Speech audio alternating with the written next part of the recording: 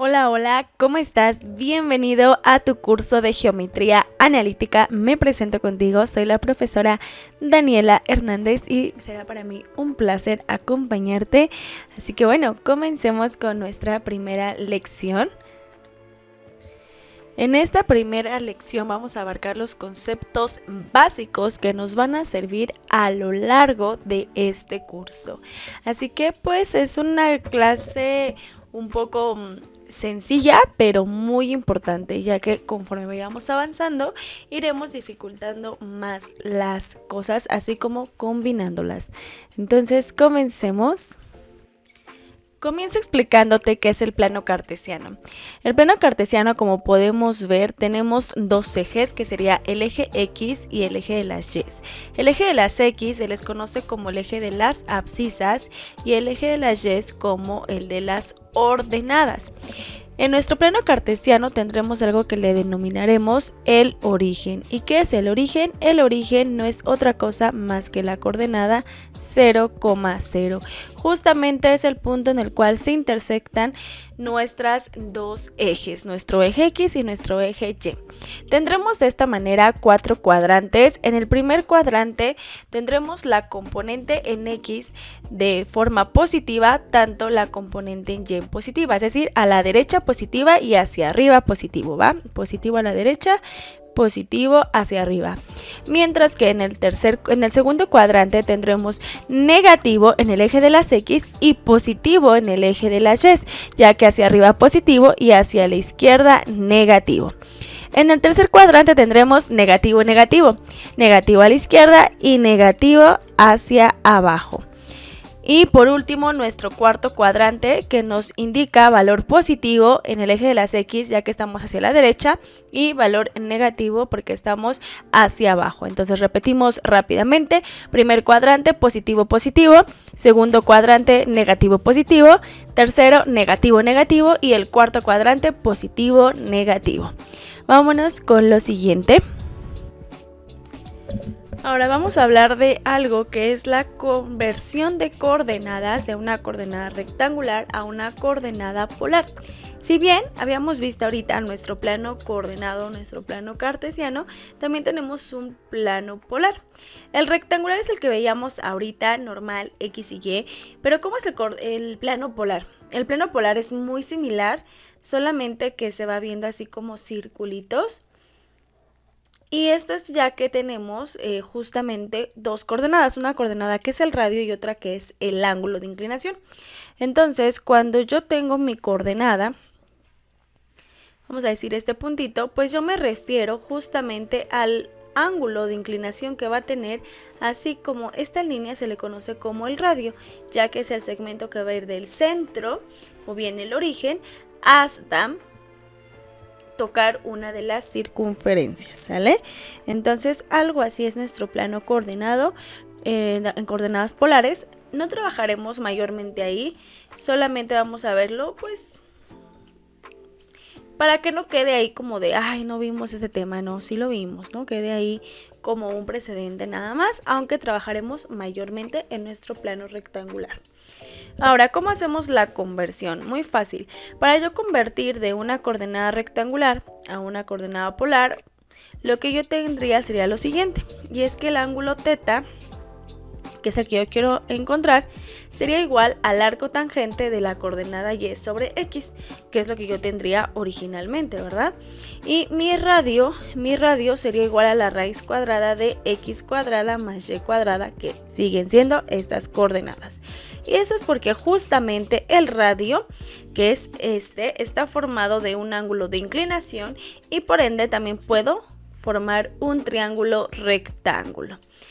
Como ese es un triángulo rectángulo y yo quiero conocer mi radio, siendo mi radio la hipotenusa de este triángulo rectángulo, sabemos por teorema de Pitágoras que entonces esta hipotenusa, que es el radio, sería igual a la raíz cuadrada de la suma del cuadrado de sus catetos, que corresponden a X y Y.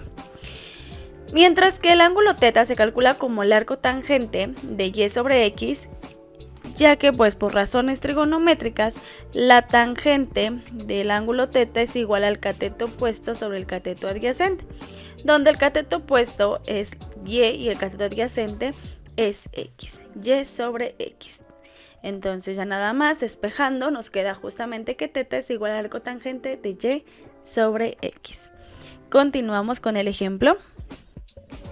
Ahora vámonos con el ejemplo. Nos pide convertir la coordenada rectangular de 3/4 a una coordenada polar. Queremos convertir rectangular a polar. Muy bien. Sabíamos entonces que para tener el radio era igual a la raíz de x cuadrada más y cuadrada. Vamos a colocar lo que voy a utilizar. Y por otro lado que el ángulo θ es igual al arco tangente de y sobre x. Aquí tengo los datos necesarios, donde x es igual a 3 y y es igual a 4. Ya tenemos todo, solamente vamos a sustituir. Mi radio es igual a la raíz de 3 al cuadrado más 4 al cuadrado. 3 cuadrado es igual a 9 más 4 al cuadrado 16.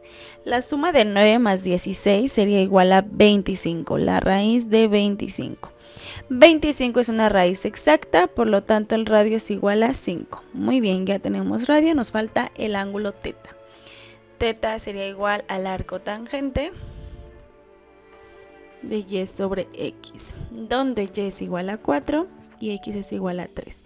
Tenemos el arco tangente de 4/3, que esto nos daría como resultado 53.13 grados. 13 grados, listo. Y ya finalmente solamente voy a poner ya la coordenada polar, que sería igual a 5,53.13 grados. Y ya habremos terminado. Ahora vamos a hacerlo al revés. Vamos a pasar de tener una coordenada polar a una coordenada rectangular. ¿Cómo se haría de esta manera? Muy bien, igual tenemos nuestro triángulo rectángulo y esto es bastante sencillo. Para encontrar el valor de x sería igual a r veces el coseno del ángulo, es decir, el radio por el coseno del ángulo, mientras que y sería el radio por el seno del ángulo en cuestión. Está sencillito, ¿no? Vamos a ver el ejemplo. Muy bien, dice convertir la coordenada rectangular 3,60 grados a una coordenada polar. Esto quiere decir que como datos tengo el radio igual a 3 y tengo el ángulo θ igual a 60 grados. Vamos a empezar. Para encontrar el valor de x es igual a r coseno del ángulo y para y es igual a r seno del ángulo. Vamos a empezar entonces. X sería igual a 3 coseno de 60 y aquí tendríamos 3 seno de 60. Vamos a empezar con encontrar el valor del coseno en cuestión, ¿no? El coseno de 60 grados sería igual a 1/2. Entonces tenemos 3 por 1/2. Y por este lado vamos a calcular ahora el seno del ángulo, el seno de 60. El seno de 60 sería equivalente a raíz de 3 sobre 2. Entonces tendríamos 3 por la raíz de 3 sobre 2, de esta forma. Así x es igual a 3 medios y y es igual a 3 medios raíz de 3. Ahí está, para ser un poco más precisas. Entonces ya simplemente lo colocamos y tendríamos 3 medios, 3 raíz de 3 sobre 2. Y ya terminamos. Eso es todo. Está fácil, ¿no? Vámonos con lo siguiente. Otro concepto importante que tenemos que aprender es cómo calcular la distancia que existe entre dos puntos. La fórmula de la distancia entre dos puntos está dada como la raíz cuadrada de x2 menos x1 al cuadrado más y2 menos y1 al cuadrado. ¿Por qué está dada de esta forma? Te voy a dar un poquito de contexto, ya que esa es como que la misma idea que va a tener todo lo demás que vamos a ver a lo largo. Pues resulta que si yo tengo un punto aquí, llamémosle el punto A, y tengo un puntito aquí, llamémosle punto B, pues yo quiero encontrar esta distancia que existe entre entre esos dos puntos. Yo no sé la inclinación ni nada, ¿no? Pero sí sé que se puede formar justamente ese triángulo rectángulo. Y que este punto A tiene una coordenada x1, y1, y que este punto tiene una coordenada x2, y2. Entonces, lo que yo quiero encontrar aquí básicamente sería una hipotenusa, ¿no?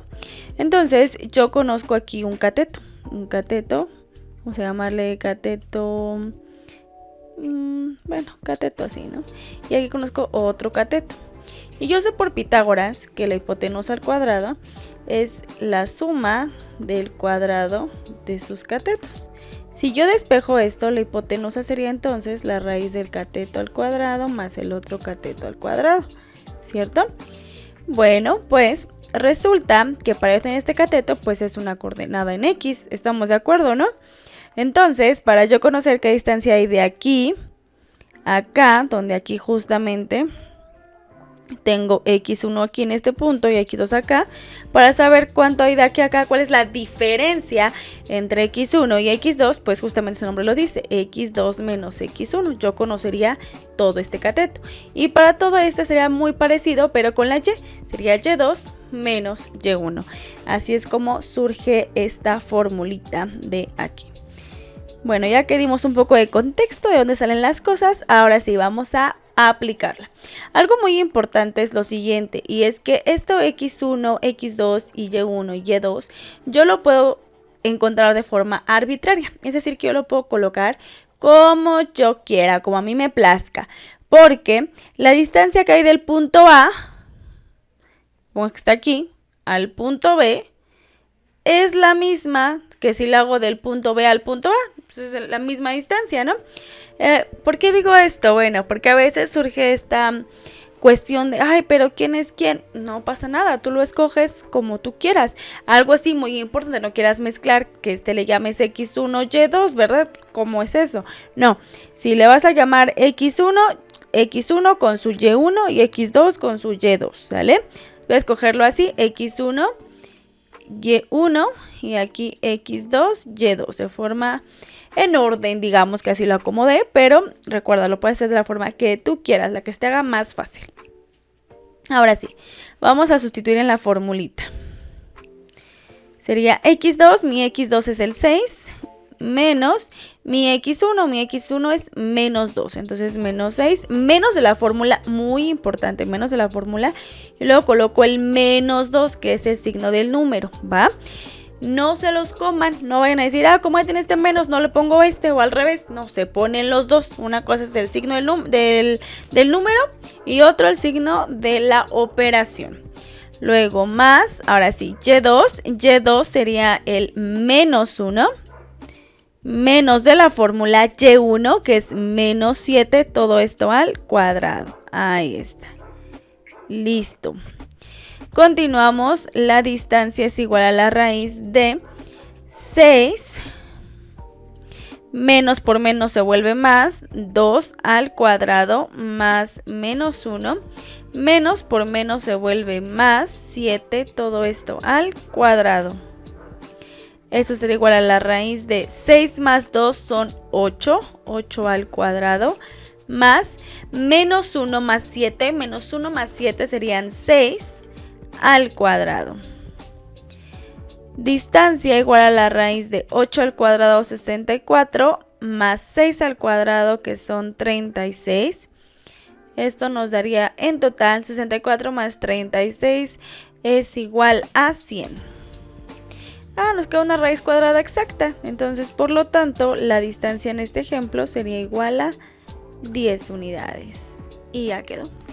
Vámonos con lo siguiente. Ahora hablemos del punto medio. Bueno, aquí también, si te fijas, tenemos x1 más x2 sobre 2 y y1 más y2 sobre 2. ¿Por qué se calcula de esta manera el punto medio? Pues del mismo modo que en el anterior, ¿no? Si yo tengo el punto A acá, el punto B de esta manera, entonces yo quiero encontrar el punto medio que se encuentra aquí, ¿verdad? Entonces, si yo sigo esta misma idea, muy similar, entonces voy a encontrar la mitad en el x1, aquí está la mitad, y luego la mitad en el y2 para encontrar este valor. Como es la mitad, por eso hago la suma, sumo el y1 más el y2, ¿verdad? Aquí tengo mi y2, aquí tengo mi y1 y en forma horizontal al revés, aquí tengo mi x1 y aquí tengo mi x2, entonces parto ese segmento a la mitad, aquí también a la mitad para encontrar el punto medio del segmento que me interesa. Ahora sí, vamos a aplicarlo. De igual manera que la anterior, escoges x1 y x2 de forma arbitraria. Yo siempre lo hago en orden porque pues me gusta ahí como está ya colocado, ya escrito, pues así lo uso, pero lo podemos hacer al revés, sin ningún tema. ¿Vale? Vamos a colocarlo entonces. x1, y1 y este le vamos a llamar x2, y2. Listo. Ahora sí, sustituimos en la formulita el punto medio es igual a x1 que es menos 4 más x2 que es 6 entre 2 más, ahora y1 que es menos 2. Ay, ¿por qué le puse más? Coma, ¿verdad? Porque esta ya es la coordenada en x. Entonces, coma, ahora sí, y1 es menos 2 más el y2 que vale 4 dividido entre 2 todo esto. Ahí está. Menos 4 más 6 serían 2 entre 2, menos 2 más 4 es 2 entre 2. De tal manera que el punto medio es igual a 1,1. Y ya terminamos. Vámonos a lo siguiente. Ahora tenemos la división de un segmento dada una razón.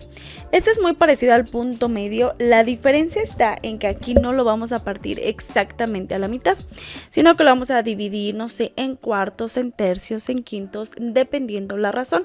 La razón es justamente la fracción a la cual la vamos a dividir. Aquí tenemos nuestra formulita, entonces simplemente vamos a ir sustituyendo. Para eso voy a colocar mi x1, y1 y todo esto, ¿vale? Voy a colocar como x1 igual a 3 y y1 igual a 5. Mi x2 es igual a 8 y mi y2 es igual a 6. Me dice que esto es a una razón de 2 tercios. R igual a 2 tercios. Vamos a sustituir entonces en nuestra formulita. Empezamos. x1 es 3, así que colocamos 3 más la razón que es igual a 2 tercios. 2 tercios por x2 que es 8 entre 1 más r. Ahora vamos a acomodarlo mejor porque se ve un poquito chueco, ¿verdad? Vamos a escribirlo más bonito. Ahora sí. x1 es 3 más la razón de 2 tercios. Ahí está. Por nuestro x2 que es 8. Así. Sobre 1 más r. 1 más 2 tercios. Coma. Ahora vamos con el y1 que es 5 más la razón de 2 tercios por y2 que es 6 sobre 1 más 2 tercios.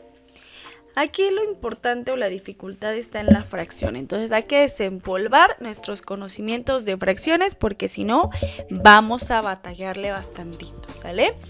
Muy bien, vamos a empezar entonces. Tengo 3 más, hago la multiplicación de 2 tercios por 8 que me daría 16 tercios entre un entero más 2 tercios. Un entero es lo mismo que 3 tercios, así que 3 más 2 son 5 tercios. 5 más 6 por 2 entre 3. 6 por 2 es 12 y 12 entre 3 serían 4. Entonces se resume en 4 sobre 5 tercios. Ahí está. Vamos a empezar acá. Acá tenemos entonces 3 tercios, sería lo equivalente a 9 tercios. Lo trabajo con una fracción equivalente para que me sea más fácil la suma, ¿vale? Sobre 16 tercios entre 5 tercios. 5 más 4 son 9 entre 5 tercios. De esta manera, así. 9 tercios más 16 tercios sería igual a 25 tercios. Entonces tengo 25 tercios, 5 tercios, ahí está.